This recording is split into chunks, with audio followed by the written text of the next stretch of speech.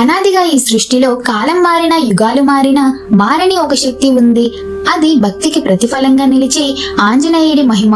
సప్త చిరంజీవులలో ఒకడైన హనుమంతుడు రామనామాన్ని హృదయంలో దాచుకొని ఇప్పటికీ భూమిపై సంచరిస్తూనే ఉన్నాడని పురాణాలు చెబుతాయి. కలియుగంలో ఆయన ఆరాధన ప్రత్యేకమైంది. ఎందుకంటే ఈ యుగంలో మనిషి బలహీనతలు ఎక్కువ, కానీ హనుమ భక్తికి ఫలితం మాత్రం అత్యంత వేగంగా లభిస్తుందని విశ్వాసం.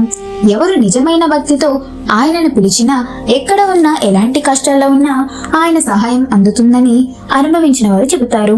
హిమాలయాల లోతుల్లో మానవ కళ్ళకు దొరకని ఒక దివ్య ప్రదేశం ఉందని ఋషులు చెప్పిన మాటలలో ఒక రహస్యం దాగి ఉంది.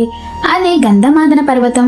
ఈ పర్వతం సాధారణ పర్వతం కాదు, దేవతల నడకలతో పవిత్రమైనది, ఋషుల తపస్సులతో ప్రకాశించినది. కైలాస పర్వతానికి ఉత్తరాన, మానవ సరోవరానికి సమీపంగా భూమి మీదే ఉన్నప్పటికీ సాధారణ మనుషులు చేరలేని స్థితిలో ఉంది. అక్కడికి చేరాలంటే కేవలం శరీర బలం సరిపోదు, పవిత్రమైన మనసు, అచంచలమైన భక్తి అవసరం.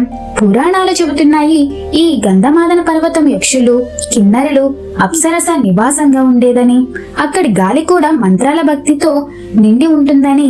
కొందరు మహర్షులు ఇప్పటికీ అక్కడ తపస్సు చేస్తూ ఉన్నారని విశ్వాసం.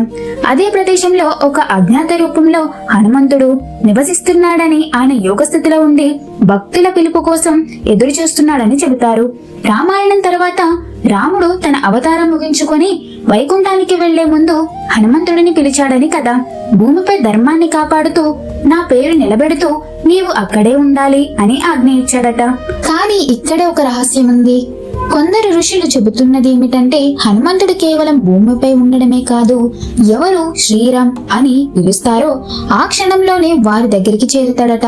కానీ ఆశ్చర్యం ఏమిటంటే, చాలా మంది ఒక విషయం గమనించలేరు. వారు ప్రమాదంలో ఉన్నప్పుడు ఒక్కసారిగా ఒక అపరిచితుడు వచ్చి సహాయం చేసి ఎలాంటి గుర్తు లేకుండా మాయమైపోతాడట. మరి ఆ వ్యక్తి ఎవరో తెలుసుకోవాలనుందా? మరి పూర్తి వీడియో కావాలంటే కింద లింక్ ఇచ్చాను, తప్పకుండా చూడండి. మరి మా వీడియో కనుక మీకు నచ్చినట్లయితే ప్లీజ్ సబ్స్క్రైబ్.